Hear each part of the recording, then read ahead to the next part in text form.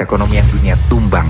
Negara-negara berkembang pun ekonominya ikut terjungkal dan Indonesia terseret dalam arus kebangkrutan perekonomian. Tidak adanya stabilitas politik serta praktik korupsi, kolusi, dan nepotisme yang semakin meningkat. 19 Mei 1998 menjadi hari penuh sejarah untuk Indonesia. 23 tahun yang lalu, puluhan ribu mahasiswa menduduki gedung DPR MPR. Saya memutuskan untuk menyatakan berhenti dari jabatan saya sebagai Presiden Republik Indonesia.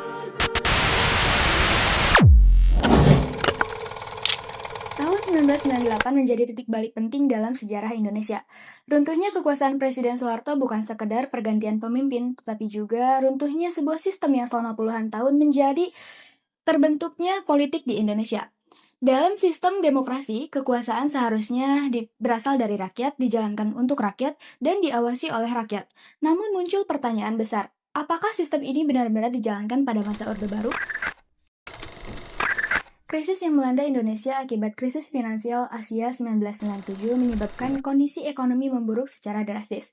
Nilai rupiah jatuh, harga kebutuhan pokok meningkat, dan pengangguran semakin melonjak. Namun, krisis ini tidak hanya menunjukkan lemahnya ekonomi, tetapi juga memperlihatkan betapa lemahnya sistem demokrasi pada saat itu. Dalam sistem demokrasi yang sehat, pemerintah seharusnya dapat dikontrol dan juga dikritik. Namun, pada saat itu, mekanisme tersebut tidak berjalan secara efisien. Pada masa Orde Baru, pemerintah menerapkan sistem demokrasi Pancasila. Secara teori, demokrasi ini menekankan musyawarah, stabilitas, dan persatuan bangsa. Namun dalam praktiknya, demokrasi berjalan secara terbatas. Pemilu memang tetap dilaksanakan, tetapi tidak sepenuhnya kompetitif.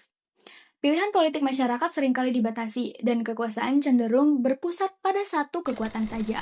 Kebebasan pers juga dikontrol ketat, dan kritik terhadap pemerintah seringkali dibatasi. Dalam kondisi ini, demokrasi lebih bersifat formalitas dibandingkan substansi.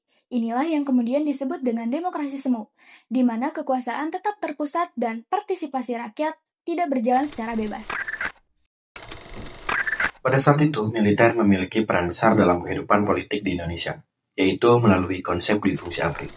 Militer tidak hanya berfungsi sebagai pertahanan negara, tetapi juga memiliki peran dalam pemerintahan dan politik. Hal ini yang menyebabkan kekuasaan semakin terpusat dan mengurangi sipil di dalam demokrasi. Pada saat itu, sistem kepartaian juga dibatasi. Partai politik disederhanakan sehingga pilihan masyarakat menjadi terbatas. Dominasi golongan karya atau Golkar membuat persaingan politik menjadi tidak seimbang. Akibatnya, demokrasi kehilangan unsur kompetisi yang sehat. Kebebasan berpendapat sebagai pilar utama demokrasi juga mengalami pembatasan. Media yang kritis dapat diberedel dan suara oposisi sering ditekan. Kondisi ini membuat masyarakat tidak memiliki ruang yang cukup untuk menyampaikan aspirasi secara bebas. Sementara itu, Soeharto yang memimpin selama 32 tahun dinilai sebagai presiden yang otoriter. Setiap kritik terhadap pemerintah dianggap sebagai ancaman. Banyak tokoh masyarakat, mahasiswa, bahkan warga biasa yang menyuarakan pendapatnya justru dibungkam. Tak sedikit dari mereka yang mengalami kekerasan, ditangkap, bahkan hilang secara misterius. Selama masa Orde Baru, pembungkaman suara dan pelanggaran HAM terjadi di banyak tempat. Seperti kasus Marsinah, hilangnya Wiji Tukul, atau penggusuran paksa untuk proyek negara seperti Waduk Kedung Ombok. Di sisi lain, praktik korupsi, kolusi, dan nepotisme berkembang secara luas. Kekuasaan sering dimanfaatkan untuk kepentingan kelompok tertentu, sehingga menimbulkan ketimpangan sosial. Hal ini menunjukkan bahwa demokrasi tidak mampu menghadirkan keadilan bagi seluruh rakyat di Indonesia. Dalam situasi tersebut, mahasiswa muncul sebagai agen perubahan. Mereka menjadi kelompok yang aktif menyuarakan kritik dan menuntut reformasi. Kesadaran akan pentingnya demokrasi mendorong mereka untuk turun ke jalan. Gelombang demonstrasi semakin besar pada tahun 1998. Tuntutan ini tidak hanya berfokus pada perbaikan ekonomi, tetapi juga pada perubahan sistem politik secara menyeluruh. Peristiwa tragedi Trisakti menjadi titik balik yang memperkuat gelombang perlawanan rakyat. Peristiwa ini memicu kemarahan publik dan memperluas demonstrasi di berbagai daerah. Sejarah mencatat, tragedi ini menjadi titik balik gelombang protes yang akhirnya menggulingkan rezim Orde Baru. Tekanan dari masyarakat, mahasiswa, dan elit politik akhirnya memuncak. Pada tanggal 21 Mei 1998, Presiden Soeharto resmi mengundurkan diri dari jabatannya. Kekuasaan kemudian digantikan oleh B.J. Habibie yang menandai berakhirnya era Orde Baru.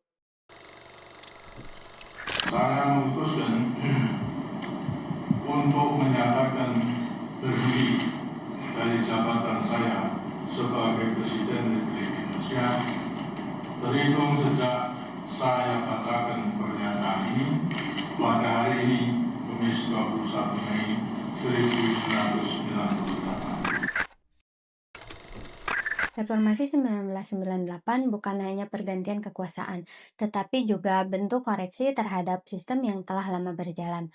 Perubahan ini menjadi upaya untuk memperbaiki praktik demokrasi agar lebih sesuai dengan prinsip kedaulatan rakyat. Setelah reformasi, Indonesia mulai membangun sistem demokrasi yang lebih terbuka.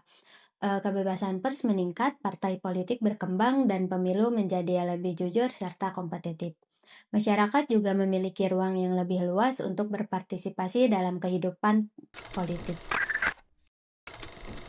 Reformasi 1998 menunjukkan bahwa demokrasi tidak hanya cukup berbentuk formal seperti pemilu.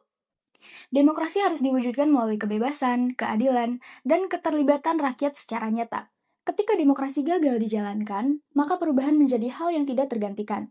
Peristiwa ini menjadi pelajaran penting agar demokrasi di Indonesia terus dijaga dan diperkuat di masa depan.